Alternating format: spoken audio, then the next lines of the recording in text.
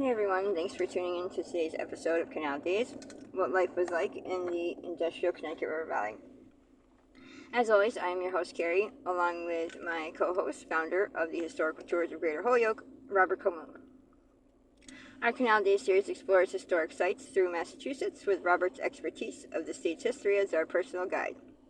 Each episode we discover another historic location or landmark, exploring the significance within.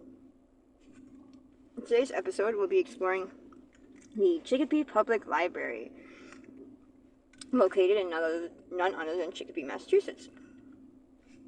So, can you dive into the history of the first original Chicopee Library? Almost every community in the United States started with private libraries, and that's because the concept of a free, open library really didn't come around until much later in the history of the country.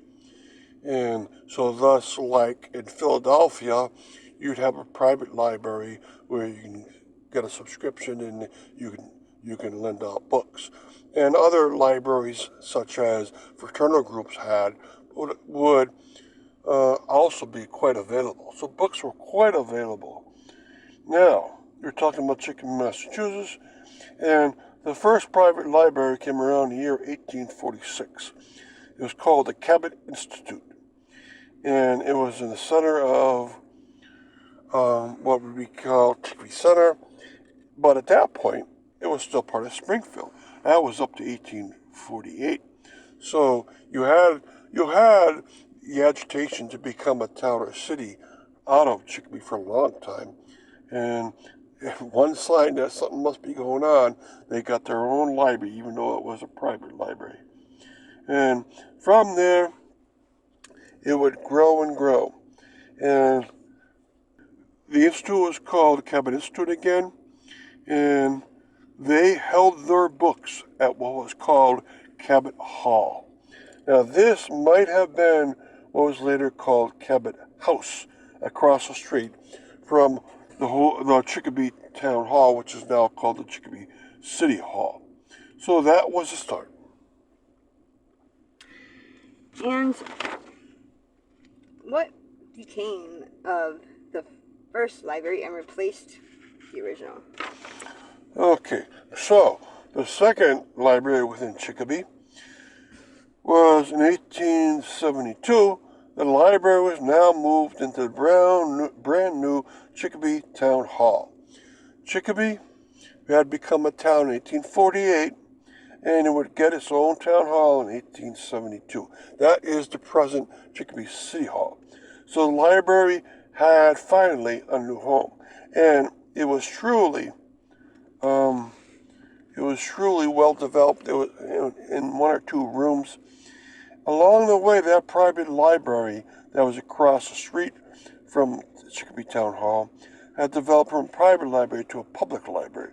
And so it was getting more and more patrons, more and more use. And since they had a big new town hall, they had extra rooms. And of course, like a lot of communities around the United States, they would put it right into the town hall itself. And stay tuned, and we will be right back after this quick break. Are you fascinated by history and eager to explore the hidden gems of Massachusetts? Or maybe just looking for an enjoyable cultural activity for the family? Look no further than Historical Tours of Greater Holyoke, founded by Robert Comoon. With over a decade of experience, Robert offers captivating public tours and presentations of historic sites and landmarks throughout the state. Whether you're interested in canals, cemeteries, or charming old churches, Robert's tours provide a unique and enriching experience for all. And that's not all. You can also book private tours tailored to your interests, ensuring a personalized and unforgettable adventure. Perfect for families or groups of all sizes, making an exciting hands-on learning experience that brings history to life. Simply visit holyokecanaltour.org or email bobcat4214, capital B, at yahoo.com to schedule your private tour today. But wait, there's more. Don't miss out on Robert's podcast and video series, Canal Days, where you can dive even deeper into the rich history of the Connecticut River Valley. Plus, for those who may not be local or would rather enjoy on the go or from the comfort of their home, Canal Days brings the history right to your screen. So why wait? Discover the past with historical tours of Greater Holyoke and make memories that will last a lifetime. And remember to log on to holyokecanaltour.org. We're back with our Canal Days Chicopee Public Library episode.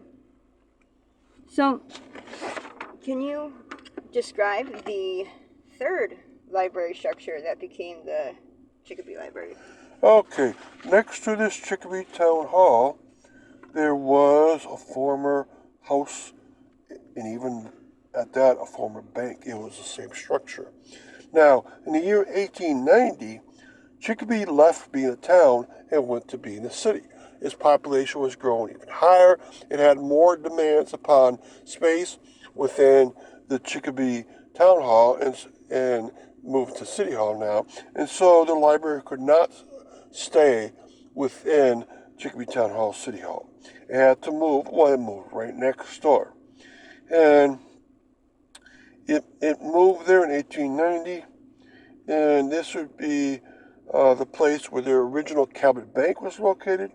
And then that was bought by a person named Jerome Well. And he renovated and lived there as his house. And then in the year 1890, the city of Chicopee now was able to buy that building and use it for a library. So this was a third location of the Chicopee library itself. And but it's a brand new city, still growing because of all that industry. And so what happened? Well, on to the next one. And lastly, can you illustrate for us the second to last library and the present library that is standing today? Okay, so I'll do these the fourth and fifth libraries. And so what happened next was that Chicopee population continued to expand and has a very temporary move. In 1911, they moved back into Chicopee City Hall. Right, the first time they were there for quite a while, it was Chicopee Town Hall, but they moved back to the same location into a couple of rooms. And the reason why it was temporary is because they were going to take down the house slash bank that they were in and were using for a library from 1890 to 1911. And they took it down and they made a brand new building. For the first time, a building that from scratch was designed to be a library. So Chicopee had its first original structure that you could call a real library on its own. And that building is still there. Now, notice it would have 5 library locations. 3 of these buildings are still there. And the only reason why another one of them is not there, because they took it down and put the next library right over it. Okay, now I wish the original Cabot House was still there, because that was the original public and then private, first private and then public library. So that library is still there from 1913. And then in the year 2004, 21 years ago, they moved into their current location on Front Street, corner of Corey Avenue. There, they have an enormous library for themselves. The population of Chicopee had become extremely high by the 80s and 90s, and they definitely need a new one. With a lot of parking, with a lot of community space, and a lot of wonderful books. It's one of the best libraries in the Pioneer Valley.